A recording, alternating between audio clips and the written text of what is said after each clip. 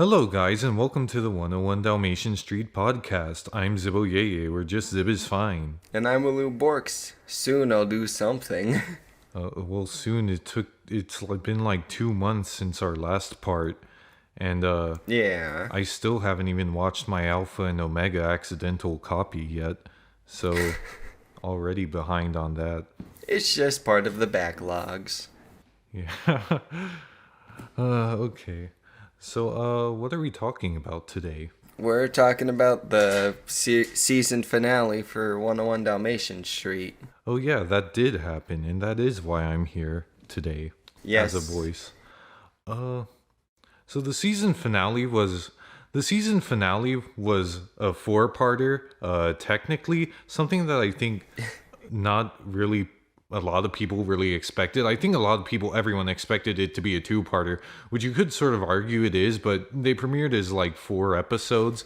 So although Yeah. there is a part 1 and part 2 to the finale, it really is sort of like a thing. It really is sort of meant to be watched in like these 4 episodes. Yeah, watching them in the order they aired with like first Dante's Inferno, then Better the DeVille, and then the DeVille Wears Puppies part 1 and 2.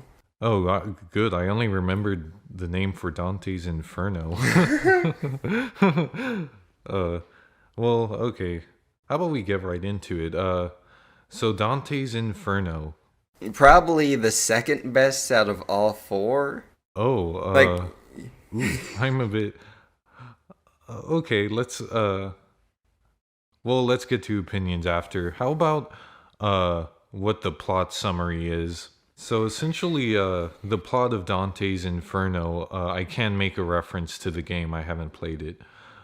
The plot to Dante's Inferno is pretty much Dante is sad because the other pups, are essentially kind of mocking him for his wrong predictions. So, and it really got to him at this point. So Dylan and Dolly tried to cheer him up by creating these false true predictions. In other words, making it seem like his predictions come true. oh, just correction, it was just Dolly doing all that, not Dolly and Dylan.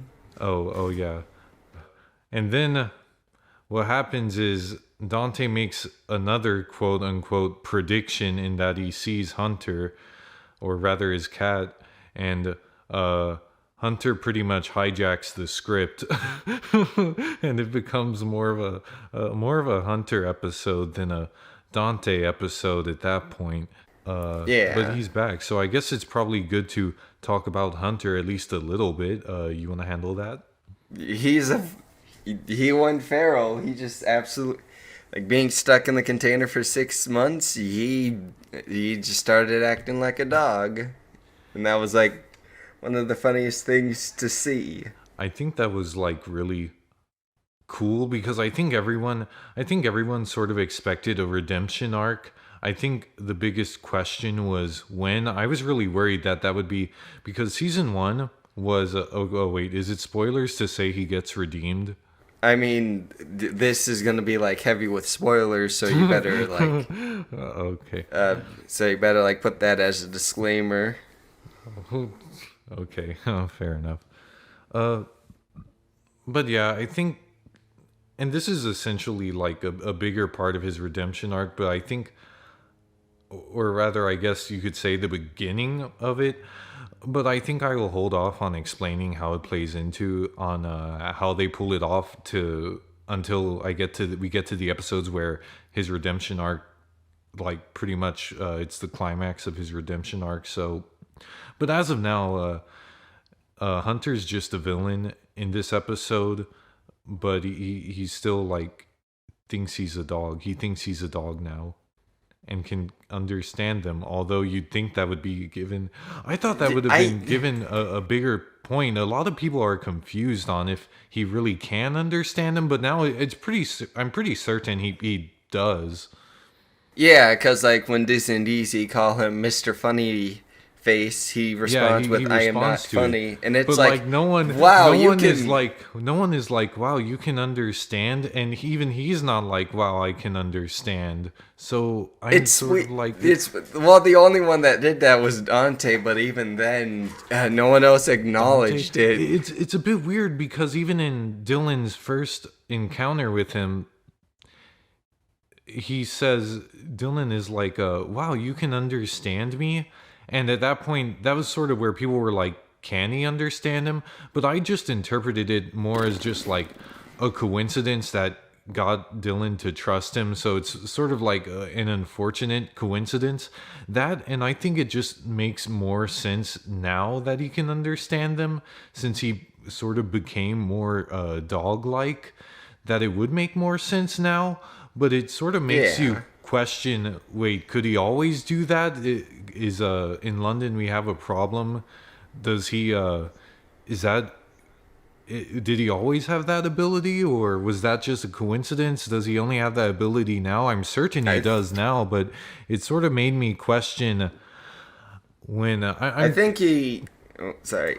no, what were you gonna say? I think he does have that ability now, and just London we have a problem was merely a coincidence, unless Yeah. one of the writers unless someone on the show just views this and goes, no, he doesn't actively understand. Well, that would be weird to say, since he seems to respond to what some of the pups have said. Yeah, in a way, I'm kind of glad that they don't go into this big moment of, wow, you can understand. In a way, I partially like how it keeps the plot rolling and doesn't like dwell on this plot point. That's one thing that I do like about the finale, that it is pretty fast paced but still suspenseful in a way. Yeah. But in a way, it does make me sort of curious, like, wow, you'd think that there would at least be a sort of a little bit of a bigger surprise on that, but I don't mind. I like how it keeps the fast pacing. Yeah.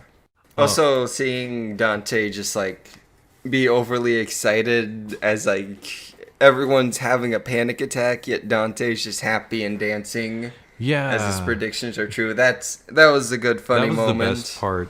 And I almost sort of, oh, I almost sort of wish Dante could have gotten a bit more focus in the latter half, because that's part of what I feel like. In the first half, the conflict was really centered on Dante, and but by the latter half, the conflict had become more so Hunter, and I felt like it sort of had the episode lost focus. That's part of why I sort of said it's kind of a four-parter, because I sort of feel like this episode started as a Dante episode and then just went full on Hunter by the end, to where it felt almost like Yeah. I was watching two different episodes. And I liked both in this quote unquote scenario where they are two different episodes, even though they aren't, they're just merged into one. I did sort of feel I did like both episodes. Honestly, in my opinion, I kind of thought, I don't know. It's hard for me to say if this was the second best, because, I don't know. Maybe we should get on that later. But I did really enjoy seeing Dante happy. I did think that that was a really sort of clever turning point in with the chaos, and then he sort of realizes, oh wait, this isn't something to be happy about. Yeah. And of course, it is sort of Hunter being a dog that sort of is his downfall now, kind of.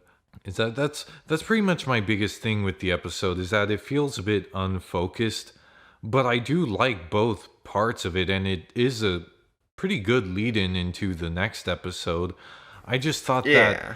I just kind of thought, I was speculating it was going to be like Doggy Da Vinci, where Hunter really doesn't play a big role, but he's kind of an extraneous factor, but really like a really good lead-in into London We Have a Problem. In here, if you cut Hunter out, you don't have half of an episode. So I almost felt like it wasn't like Doggy Da Vinci, So I sort of felt Yeah, no, it it's was, definitely yeah, I an felt it important was, episode. yeah, or at least half of an important episode because I don't Yeah. know, I kind of wish they had a bit more cohesion with some more focus on Dante, and maybe he sort of saved the day at the end or whatever. Yeah, but I don't mind how this played out. And then Yeah, we... me neither. Oh, I'm trying to think on, like, what else there is. Because I think he did most of the talking for the episode. Oh, so I should be Also, quiet. I like Hunter's new hair. And Like, that's all they shiny fur changed. coat, it's shiny. He has a shiny fur coat. That was fun. Yep. I really do think that like it was, yeah, it was just a fun episode. And I do like how Yeah. it's a good start because it's light on the drama, and that is something that I do like. It is a good start because it's a lighter toned episode compared to what's to come. I do think that because I thought that it would pick off where London Me had a problem left off in terms of tone, but I kind of like how, in a way, you can argue that it sort of clashes with where the narrative sort of story arc left off. But I kind of do like how, yeah, we had like a bunch of episodes that weren't story based in between, so it's all right to do essentially a restart and then just have it build up from there, which I do think that it did build up well from this lighter toned episode. Oh, yeah, I can agree. Well, since you remember the next episode's name, I guess you can describe it. Yeah, better the Deville, you know. Sh- Oh, did you want me to summarize the plot, or? Yeah. Oh. Well, with this one, all the characters are staying inside the house for the majority of the episode and keeping an eye on, like, when Hunter would probably appear again. Like, was that good? Uh, yeah, honestly, okay, I don't know if it's bad for me to say, but I think Dante's Inferno stands out because it is sort of the start and it is sort of a little bit more focused on a character, Dante, than the other episodes, which is more of like Yeah. an all-together thing, which I don't really mind.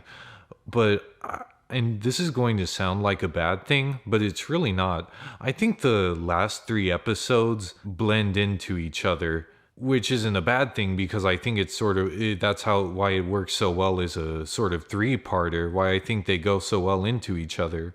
Yeah. Also, this is like the episode where those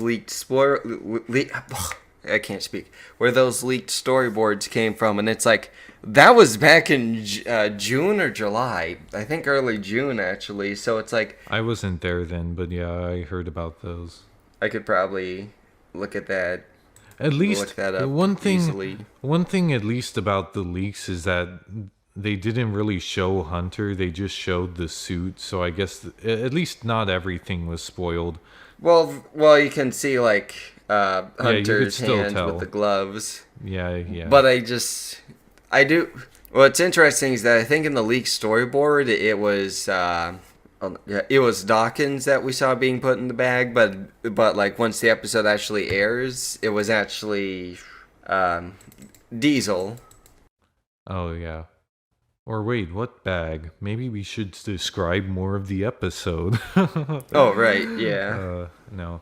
So pretty much, I do like how Hunter sort of became more of like a criminal. He hijacked a bus. Yeah. I did.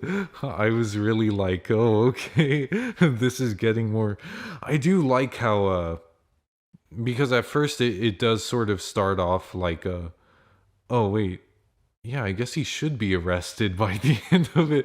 Oh, well, he had a redemption arc. That saves yourself from your crimes.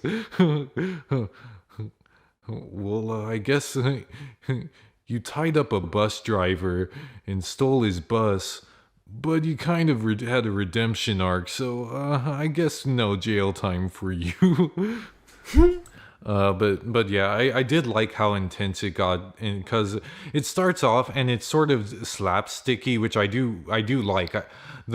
These episodes, although they get more serious, I do like that they retain a comedy about them, and I love the sort of, it's almost like a great sense of balance. You have this dark clash, but it's never too dark for you, because you always have Dizzy and Dee Dee calling Hunter Mr. Funny Face, and it's always lightens up the mood that I think you can really get carried away in the drama, but still you can really get invested in the drama, but still invested in the humor too. Yeah. Yeah, I really liked it, and it did start off more as like slapsticky, and how it escalated to him stealing a bus. I liked the escalation there. Yeah. Though I found it funnier, like, it was still comedic, but then we, like, well, it's like, the bits were, well, it would, well, like, it was serious, but then it got comedic with Hunter just snapping into, like, I don't know, like, dog mode or something, or just, like, thinking. Yeah, I did like that, and this was the episode where it did sort of go on Dylan's sort of being really vigilant and protective, to the point of like he got sort of sick, right? Like not Yeah. sick. Well, but not, like, well, he got, like, super tired and whatnot. yeah. That's one thing that I do like about these, is that I think that these are like really great sort of Yeah. parter episodes, because as I described when talking about the nose job, like what was that, back in November? Wow. In the first episode, our first episode, I was like, a two-parter has to have one story, but you have to Yeah. end each episode with a point that makes you go, okay, that's a conclusion of the episode, but enough to keep you waiting in suspense for the next to continue. And I think these ones handled it really well, because this episode has a more focus on Dylan sort of going overboard to the point where he gets really tired, and the next episodes don't really have that, but Yeah. like they're all one story. That's one thing that distinguishes this episode from the rest. But like they all end sort of leading into each other, but the core of the episode's focus is different than the rest. So I thought that was a really clever way to have them stand semi alone as an individual episode, but still sort of at the end of the day and end of the episode, it's still part of a bigger whole. And I think that's why these are like really good three-parters. Technically 3.5 if you count half of Dante's Inferno. I'd count it. Well, Yeah. but what's interesting is that this is the episode that we actually hear like the main baddie for the story arc, which Scar from Lion King. What? no, it's Cruella. First we hear her, but we don't actually see her until the very end, and even then you don't get a good clear look at her. You just see bits and pieces, which was nice. Yeah. They really do have these good cliffhangers to sort of hook you into the next part, I thought. Oh, and I also liked on the bus the throwback to, because once again Hunter is defeated by being a dog.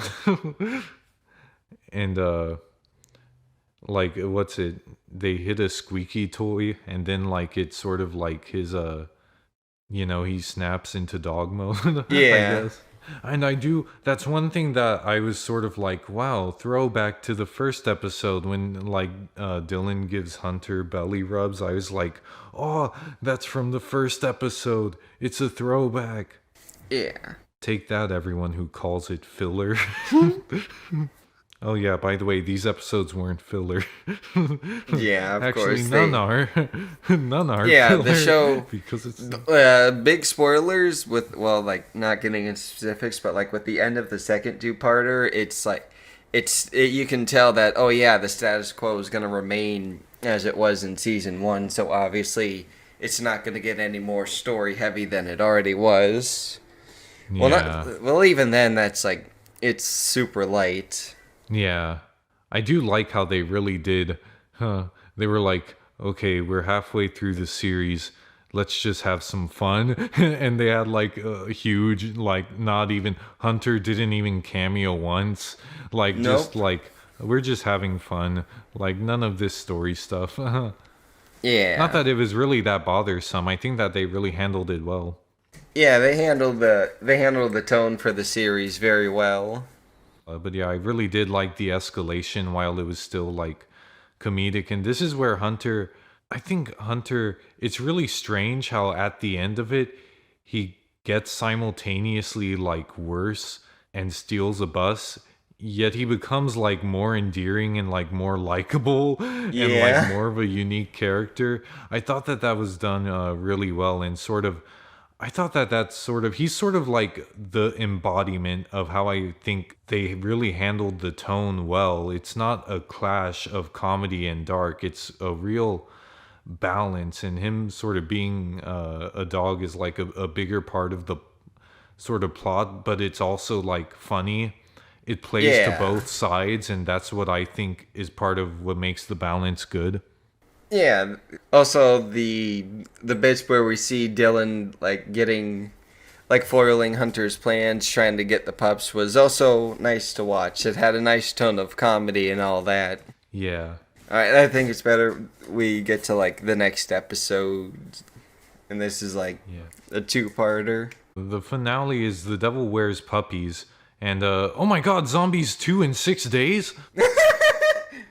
No, Zombies 2 in 4 days, I'm pretty sure. Oh, yeah. I should that's probably right. ask. I have a stupid idea, but I'll explain it after the Oh my God. recording. Oh, okay. I think I get it. But yeah, so essentially this is where Cruella comes back, and it's sort of, this is pretty much where you can see the redemption arc really forming. Yeah, because you can uh, see Cruella being a lot more sinister. Also, even when they do, and the Hunter being underappreciated. yeah. Also, even when they do show her in person, you first see her back, like just that. You still see bits and pieces of her before an actual face reveal, which I'm surprised they show that in an ad somewhere else, and it's like, wow, that's like, this is in like this. Well, then again, they also showed like another clip of part 1, like online, and I'm like, oh wow, Yeah. this is like, you sure you want to show off the big baddie like that? Yeah, it really, especially because in the in the episode they really do a good build up to her, that it really is dramatic, and it really does get you hyped for her appearance. And of course, Yeah. it still does, but if you've seen the commercial, it's sort of like, oh, this sort of packs less of a punch, but it still packs a punch, even if the commercial sort Yeah. of Though I don't, though for some reason, even though one of them is like near the end of part 1, I think if they were allowed to show bits and pieces of like the two-parter, then it's like, oh, those weren't like, those aren't technically spoilers if you were to discuss or bring them up or whatever. But I can see how people would say they are. Yeah, okay, it's a hard call on spoilers because I think Cruella being a part of it was sort of a predictable thing, so in a way it's not really that much of a spoiler. Yeah. But at the same time, in terms of the series, it is sort of a bigger deal, and it is sort of meant to be a bigger shock in terms of the episode, even if it is predictable. And I don't mind that it is predictable because it's still a rewarding plot line and still rewarding to see. But at the same time, I kind of do think that it might have packed a bit more of a punch without the commercial. Yeah. Well, is it even worth complaining about a commercial that only aired in like one country, and like the show isn't even here in America? Well, they did also show that clip of like Cruella in the house. True. Oh yeah. I thought this show was going to be pure and comfortable, but what I got really surprised me. I won more. Oh no. Honestly, what? Are you gonna Oh, get into that? nah, not here. I'm Okay. trying to think. Oh my god, we're gonna meet Trafon. Is it okay to say his name?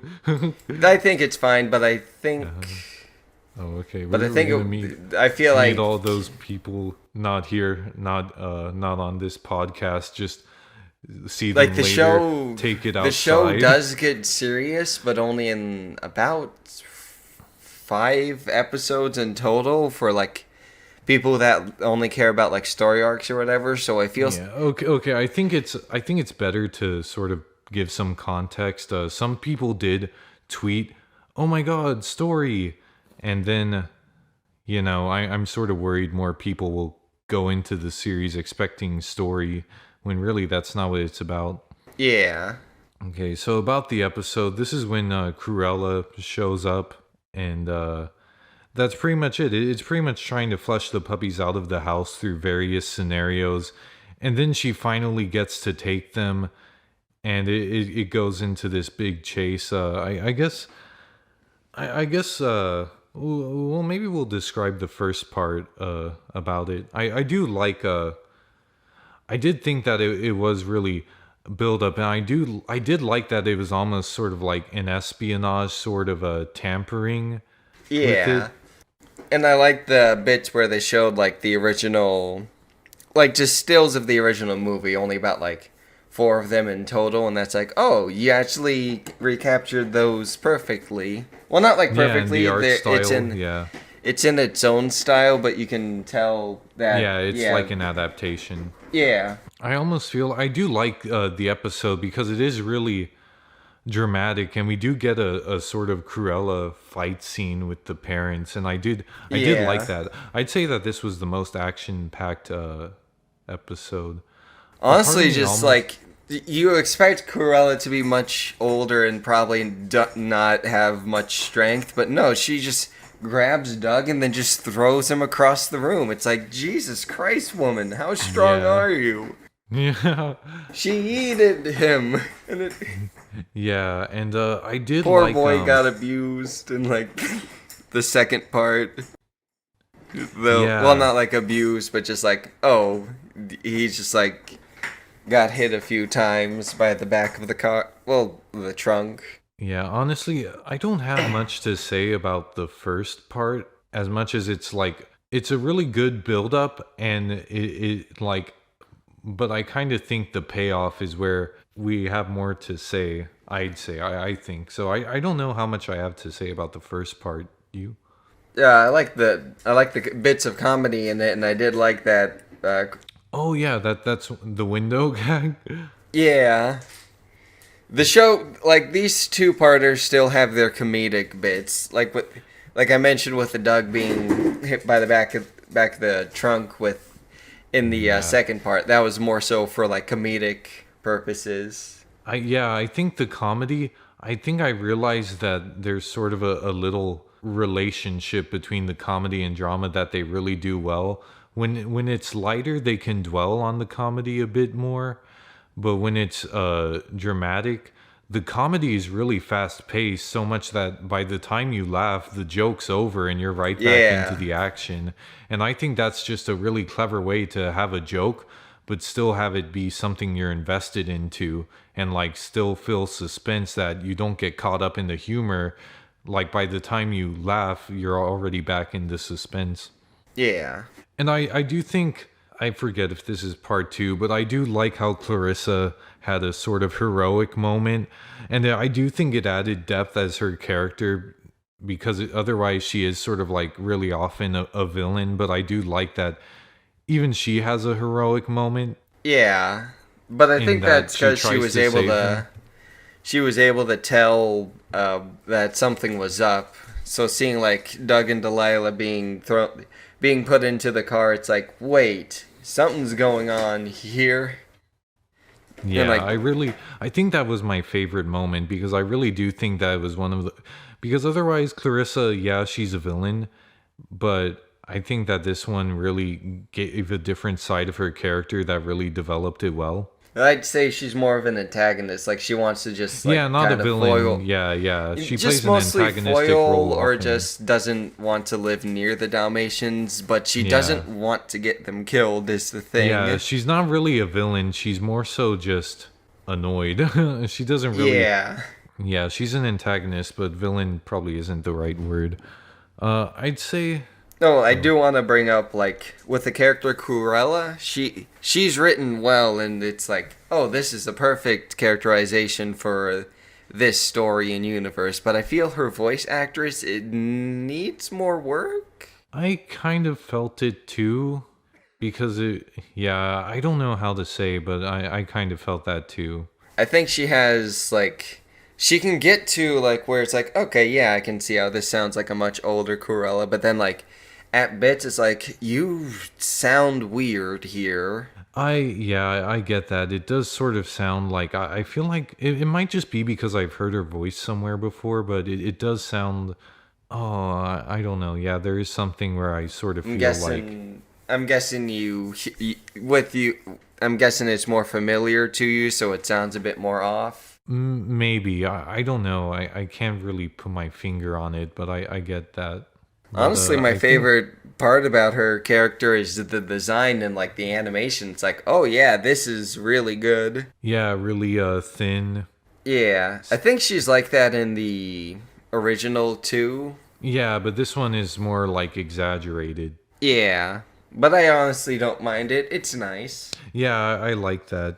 And Also, I know some people like earlier in the podcast probably like cringe hearing about the redemption arc. Don't worry, it's I don't know how to compare him to any other character that might have had a bad redemption arc, but his is fine since like I like it. I he was worried. Oh, what were so you gonna say? it's like the best part about it is that he didn't know that she was actually going to kill them.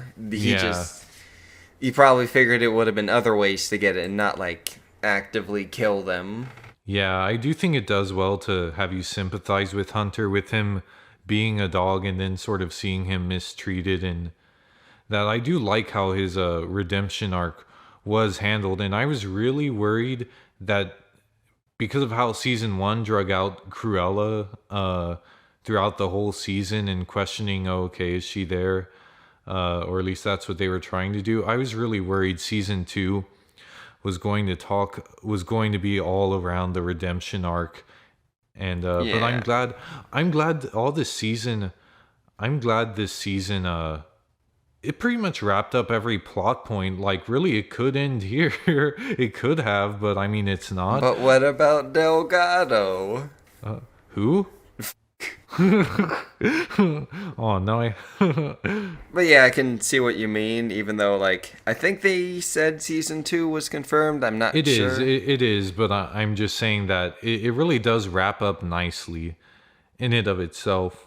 Yeah, and you can also tell that there probably would be a redemption because, like, in the throughout the Hunter episodes, he's on the phone, and you can clearly tell that someone else is trying to pull the Yeah. strings. Yeah.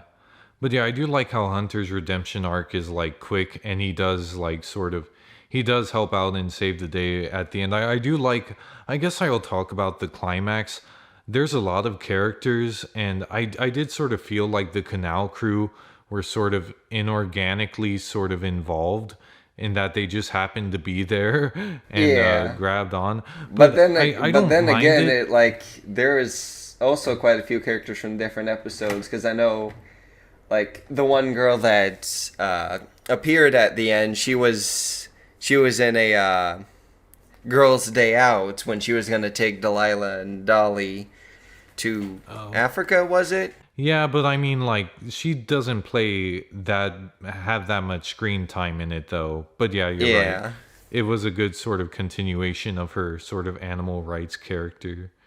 Though I wonder, this is morbid to think about, but I wonder what would have happened like if she came in too late. Oh, I'm pretty sure like Cruella would be in jail for much longer, but like, Yeah, huh. But that doesn't happen. I guess the thing about the Canal Crew is that they do sort of appear inorganically, like they're just kind of there as a part of the plot. And yeah, you could say that's bad, and yeah, I guess it is. But I don't really mind because I thought that their climax at the end was like really awesome, and how, Cruella wears Fergus. And I do like how Big Fee tries to save the day. And I same. love Big Fee's finger guns. God, Big Fee is so underappreciated and sometimes hated because of one episode that doesn't deserve that much hate. Yeah, but yeah, what can you do? People are just Yeah. It really did feel like everyone coming together, and I do think that it did sort of accentuate the sense of family, how like even these other characters helped save the day, Pearl and Fergus. yeah. It was nice, honestly. Yeah. And I think I was like, oh, it's just a cartoon. How bad is it going to get? And like, I was like, they aren't going to die, but still, you still feel suspense. I was like, yeah, but no, Honestly, nothing's bad's going to happen. what surprises me is that they actually like were blunt about it in the early in part 1, because Delilah mentioned, yep, she wants to kill us all. Yeah, a lot of people were surprised at that, but I don't know. I felt that I wasn't that surprised because I felt like the drama warranted it.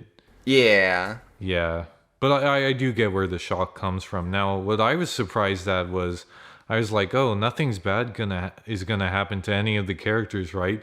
They can't kill them. And then they were like, the writers were like, well, we can kill their emotions. Wait, what? And then she takes a Princess Positron, and I was like, oh no. I was like, this is horrible. This is the most heartbreaking part of the episode. Oh my. Yep. I know it's just a Rippin'. plush. I know it's just a plush, but I was like, oh my god, that's horrible. How could you do this to Dawkins? I thought it. Yeah, well, that was like a perfect way to show people that she is a threat, even though it's like, yeah, it's a blush. Yeah, it was like really, yeah, it really did a lot of emotional turmoil on the Yeah. viewer. Even though it was an illustration of the threat to come, but also just of like, ouch, it really sets the tone, like, and it really Yeah. does get you because it is like an extension of Dawkins, though. So in a way, it's almost really is like she sort of killed a part of him. I was like, oh my god, that's ingeniously cruel of the writers. Yeah. Like, well, like we see her getting like yeeted into the machine, but like Doug and Delilah stop that. I like that. We aren't animals. Actually, we kind of are. Oh yeah, I guess you're right. Credits. No, no. But I Oh, do really. oh, you can say what you were gonna say first. Yeah, I do like how Cruella really does get her comeuppance. Although I was like, oh, is she really gonna die? I was like, is this going to end like the A Dog's Life PS2 game? Rip. But I Also, do like how Dorothy. she. Oh, sorry. I was just gonna say. Oh, Dorothy also said her first words. Yeah. Will this play into next season? Who knows? But yeah, I do like how Cruella is all about beauty, and they do adapt that her cigarette thing into like this like perfume that like regenerates skin, and I do like that her sort of comeuppance is that she essentially gets shredded by the end, like Yeah. not really, but I do think that it was a good comeuppance for the character. Yeah. Also, obviously, she's gonna return in like season 2. We just don't know when. Yeah. Okay, one thing I wanted to say one fear. I thought I was like worried Hunter was going to get adopted by the family because his part of his arc was not feeling like he belonged anywhere, and I was like, oh no, you aren't. And I saw an apocalyptic vision of season 2 where Hunter is Blythe Baxter and Chris Thorndike, and he's just kind of there. Oh my I god. was like, no, we don't need a human character. I'd be fine if they did that in like the big finale, but I'm like, I don't really want to see that. I think Hunter might be in more episodes. Well, Yeah, not that but much. I hope but, scarcely. Like, I think they will probably do it more scarcely. Hopefully. Yeah, I just didn't want him to be a permanent character who really does nothing. Yeah. But is just kind of there as the human, the Chris Thorndike in a way, as I said. Yeah. But yeah, and he's redeemed and doesn't go to jail, but Cruella does, and we still don't get a conclusion on. That's the biggest thing we're left wondering. When is Dylan and Hansel getting together, and what about Yes. Dilgus? That's the biggest question left by season 1, because otherwise it is pretty conclusive, and I do like that. I like that they didn't feel like dragging along. I thought they dragged along the redemption arc all across season 2, but I'm glad that they didn't really drag anything out here. It was all well paced into and conclusive. Yeah. And it Also, just felt so it was just relieving Yeah. at the end. With like the ending, like with them all on the bus and like Hunter just being left behind and then chasing his cat. Yeah, Or, like, I was former surprised cat. Cuddles stayed like evil. I thought Cuddles might be a good guy too, but no, I guess he's evil. Yeah. But But like yeah, you can tell with this ending, it's like, okay, so the status quo is for like the episode, all the episodic episodes are still gonna like be intact. yeah. No Dalmatian plantation. Yeah. Okay. Oh, maybe I should have mentioned that. Oh well. Well, like obviously, I don't think they'll like go to the. They don't have to go to the country since they don't have to worry about any threats. Hunter's good, Quick, and we gotta go to Cruella. Spike. We gotta see Spike. And He's Cruella the right now is in jail, so Yeah. Yeah. And it's 101 Dalmatian Street, so if you watched it and it took place somewhere else, it'd be pretty inaccurate. yeah. Also, it'd just be weird because it's like, oh, well now like half of the characters are not there. Yeah, that's true because a huge cast is outside, so yeah. Want to wrap it up? Yeah, I think it's fine First to like one wrap where it I up don't here. have a poll. Nope. Oh yeah, this is like I know I said like Dante's Inferno was my second favorite. Like I guess like my least favorite is also better the DeVille, you know, but my favorite is the DeVille Wears Puppies. Yeah, I'd say that's my least favorite, but I think they're all necessary parts to a bigger whole, and they all build up Yeah. to each other. Yeah, I'd Like say you have to watch these in order. You can't just Yeah. skip one. in a way, I guess maybe I do consider Dante's Inferno better because I really do love Happy Dante. But Yeah. at the same time, I love Hunter stealing a bus. I like that escalation. But oh well. So, good first season, and I do like how everything wrapped up nicely, but of course, you're gonna see more. Yeah. See more? We're gonna like see a bunch. Hopefully, they kind of expand a little bit on season 2. I know you'll probably disagree, but maybe a slight maybe a slight time skip could be like interesting in a way. Depends. It depends. Like with like the characters slightly aging, that thing, it could lead to I sort of see how that could happen, how that could work. But at the same time, I sort of, I don't know. I feel like the show's wants more to maintain the status quo while also sort of, and I mean, think about it. In this one, Hunter was in the bin for like 6 months. So it's like, but it Yeah. really didn't feel like it in terms of the other characters. So I don't think they will do a time skip, but I can understand why you want it. Yeah, but I think that's Is that about it. Yeah. Okay, so I'm excited for season 2, and yeah. I kind of hope we get a Delgado episode in season 2. Also, Who is that?